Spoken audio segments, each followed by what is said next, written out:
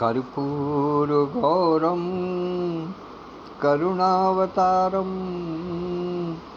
संसारसारं भुजगेन्द्रहारं सदा वसन्तं हृदयारविन्दे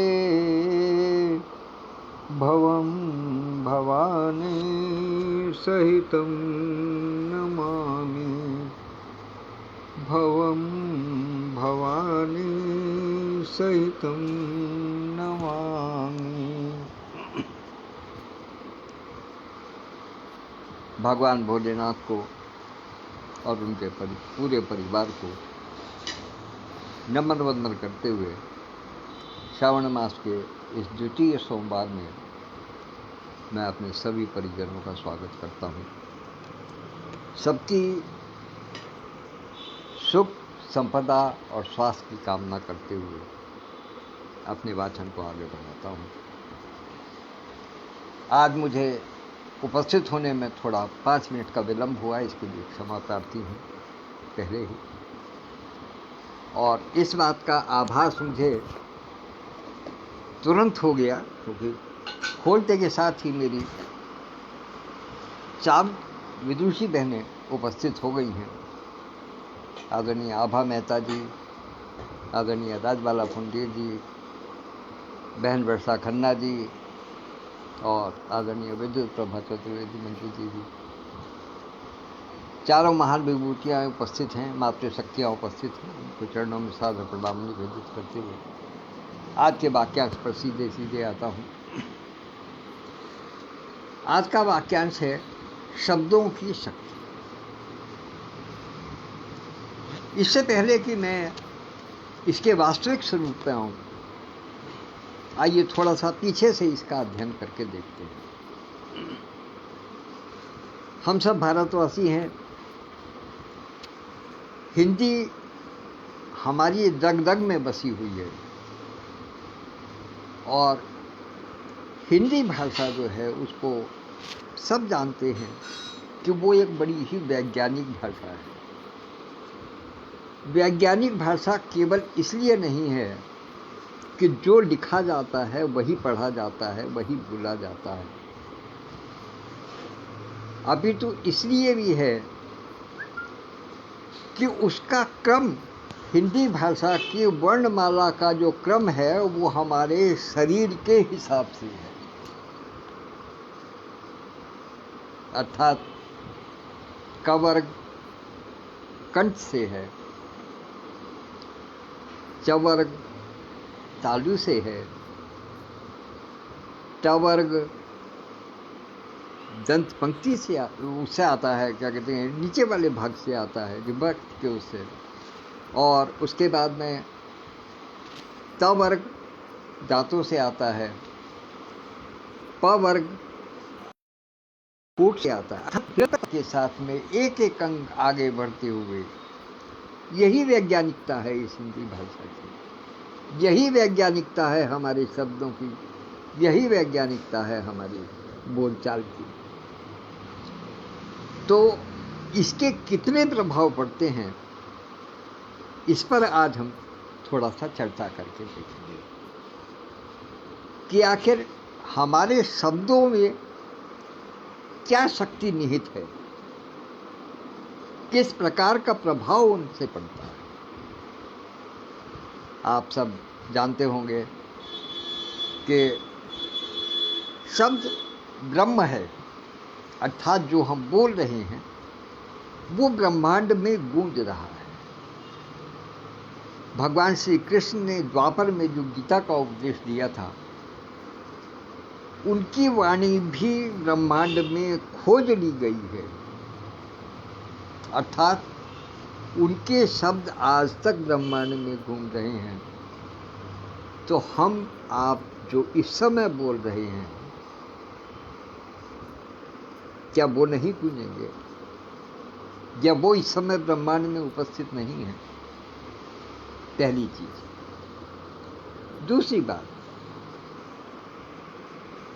विशुद्ध वैज्ञानिक रूप से देखा जाए तो कोई भी कार्य हो कोई भी बात हो, उसका प्रभाव वातावरण पे सीधा सीधा पड़ता है।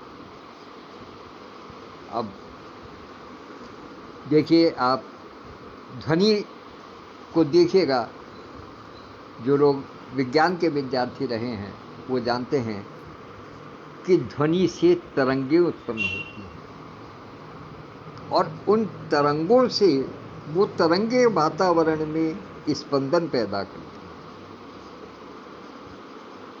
आप जानते हैं कि जो हमारी मुखाकृति बनती है, उसके हिसाब से ही वो तरंगे हमारे शब्दों को प्रस्फुटित करती हैं। अर्थात हमारे शब्दों के बोलने में, हमारे वाचन में केवल शब्द ही नहीं, जो हमारी शारीरिक तंतु हैं वो भी कार्य करते हैं, शारीरिक कोशिकाएं भी काम करती हैं, तभी हम किसी शब्द को बोल पाते हैं। थोड़ा एक और दूसरा छोर पकड़ करके चलता हूँ इस बिंदु पर। कहा जाता है कि वेदों के मंत्र हों या गीता माँ का उच्चारण हो या रामायण की पंक्तियां हों, ये सब सूत्र रूप में हैं। इन सब का वाचन लय और गति के अनुसार ही होना चाहिए। कहाँ किस शब्द में कितना उतार है, कितना चढ़ाव है, उसको ध्यान में रखते हुए यदि शब्द का उच्चारण किया जाता है तो उसका प्रभाव वातावरण पर तुरंत पड़ता है, और ये सिद्ध होता है इस बात से कि शब्द तो गिनती के हैं, शब्दों में कोई नवीनता नहीं है, लेकिन उनके वाचन की प्रक्रिया, वाचन का प्रकार, उनका किस प्रकार से अर्थ देता है और उनकी लय और गति क्या असर डालती है, इसका प्रत्यक्ष प्रमाण है कि दीपक रात से अंधेरे में दिए जल उठते हैं और मल्हार रात से मेघ बरसने लगते हैं। ये शब्दों की शक्ति है। शब्द वही हैं, उनके वाचन के, उनके उच्चारण की, उनके जो, चूँकि जब शरीर के सारे तंतु और कोशिकाएं प्रभाव डालते हैं तभी कुछ बोल पाना हम लोगों के लिए संभव होता है। तो शरीर में मस्तिष्क भी हमारा एक हिस्सा है, अर्थात भाव, जो भाव हमारे मन में उत्पन्न होते हैं वो भी हमारे शब्दों के वाचन से ही पता चलते हैं। हम जब किसी चलचित्र को देखते हैं तो जो भी डायलॉग होते हैं, जो भी वार्तालाप होते हैं, उनको सीधे सीधे भी कहा जा सकता है, उनको भाव भंगिमा के साथ भी कहा जाता है, उनको कहीं चलते हुए भी कहा जाता है, उनको कहीं जोर से भी कहा जाता है, कहीं बहुत धीमे से भी कहा जाता है। शब्द वही हैं, लेकिन उनके बोलने का तरीका, उनके प्रस्तुतिकरण का जो ढंग है वो उनके प्रभाव को द्विगुणित त्रिगुणित कर देता है, कई गुना बढ़ा देता है। तो अर्थात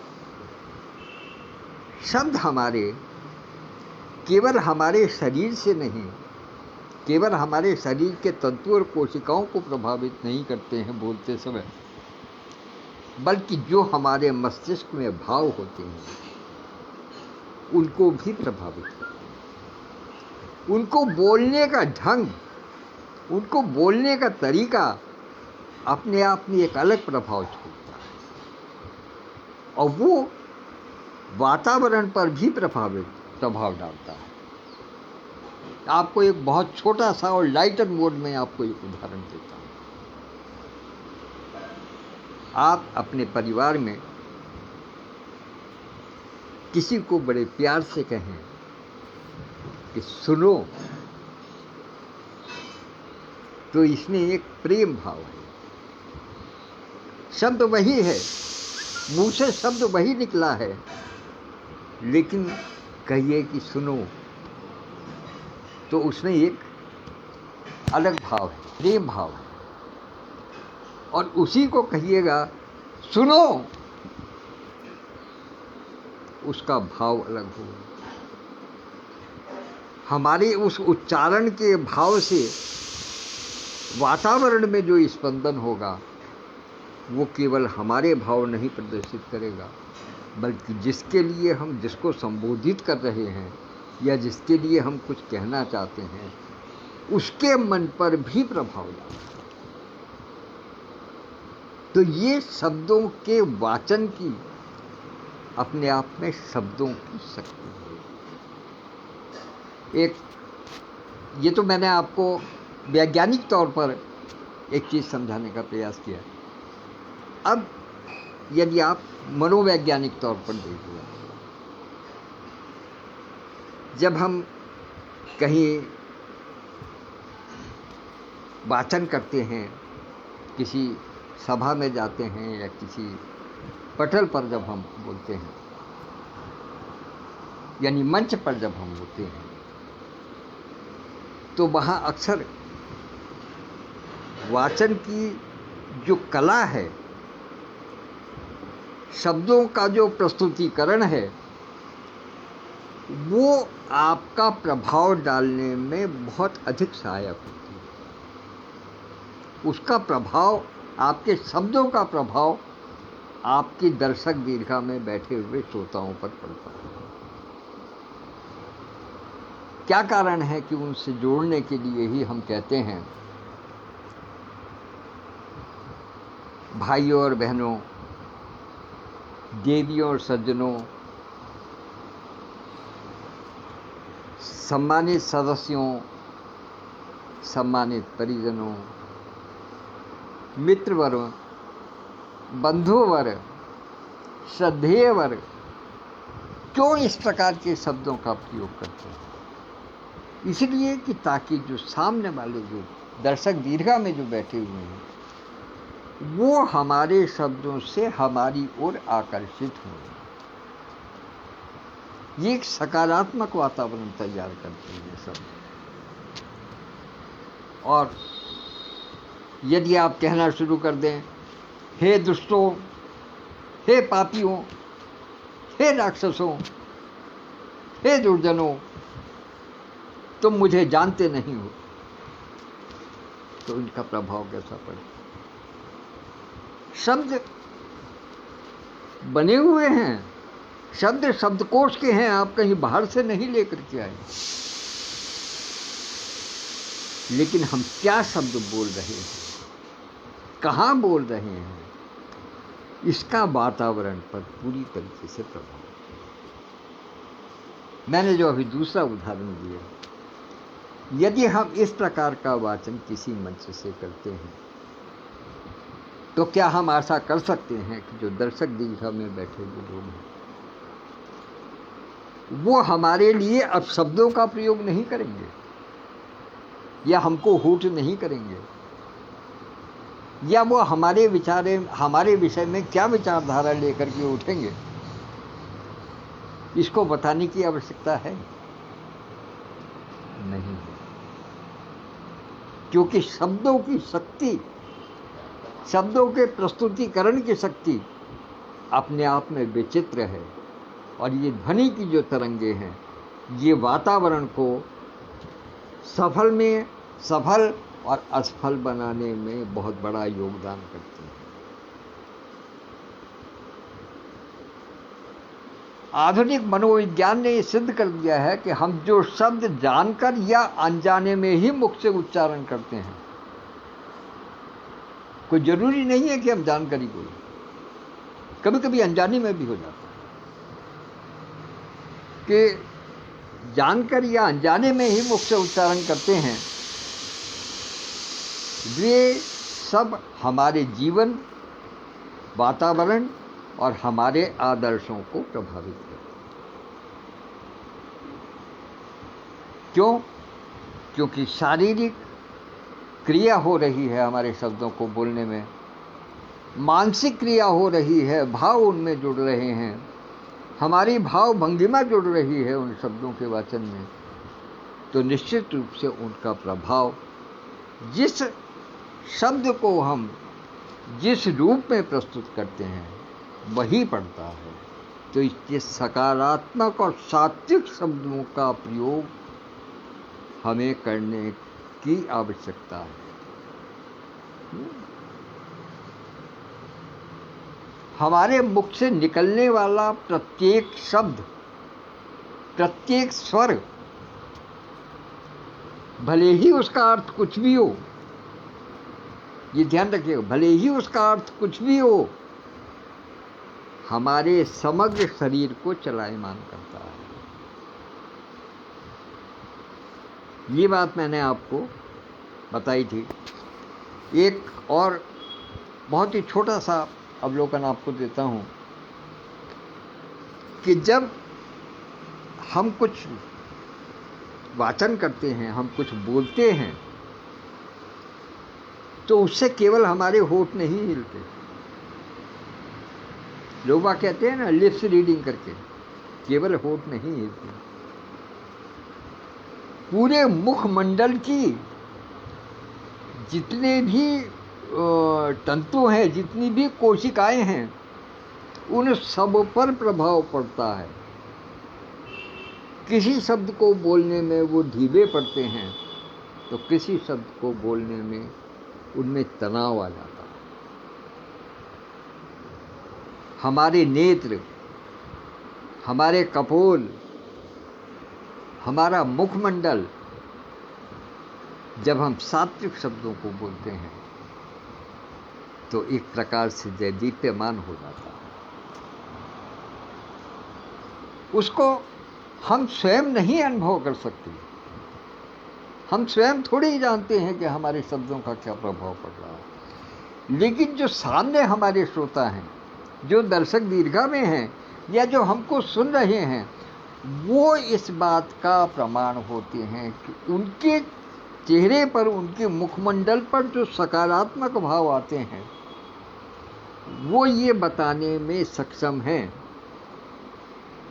कि हमने अपने शब्दों का प्रयोग किस शैली में, किस प्रकार से और किस भाव के साथ में किया है। ये श्रोता के मुखमंडल पर दिखाई देने वाला प्रभाव ही बता देता। तो इसलिए क्यों हम ऐसा कार्य करें कि कुछ ऐसा बोलें, कुछ ऐसा वाचन करें जो सुनने वाले को अच्छा न लगे। हम वो वाचन करें जिससे कि सकारात्मक प्रभाव पड़े। तो ये मेरे मन के कुछ विचार थे। और मेरे मन के क्या विचार थे? वास्तविकता तो यह है कि अध्ययन किया था इस विषय में, कुछ पढ़ने का प्रयास किया, वही उसी में कुछ अपने शब्द जोड़ करके आप सबके समक्ष प्रस्तुत किया। तो इन्हीं शब्दों के साथ मैं अपनी वाणी को विराम देता हूँ। और जैसा मैंने बताया कि 4 तो मेरी बहनें पहले ही उपस्थित हो गई थी। आभा मेहता जी, राजबाला पंडित जी, वर्षा खन्ना जी और विद्युत प्रभा दीदी। फिर उसके बाद में और भी भाई RPS चौहान जी भी उपस्थित हुए। वर्षा खन्ना तो आ ही गई हैं और डॉक्टर सत्यप्रकाश पांडे जी भी उपस्थित हुए हैं और यूएसए से रश्मि शर्मा जी भी उपस्थित हो गई हैं। तो और जो भी उपस्थित हैं उन सब की उपस्थिति को सादर प्रणाम निवेदित करते हुए अपने वाचन को, अपनी वाणी को यहीं विराम देता हूँ। कल फिर किसी नए विषय को लेकर के, किसी नए वाक्यांश को लेकर के फिर आप सबके सम्मुख उपस्थित होंगे। तब तक के लिए नमस्कार, धन्यवाद, आभार।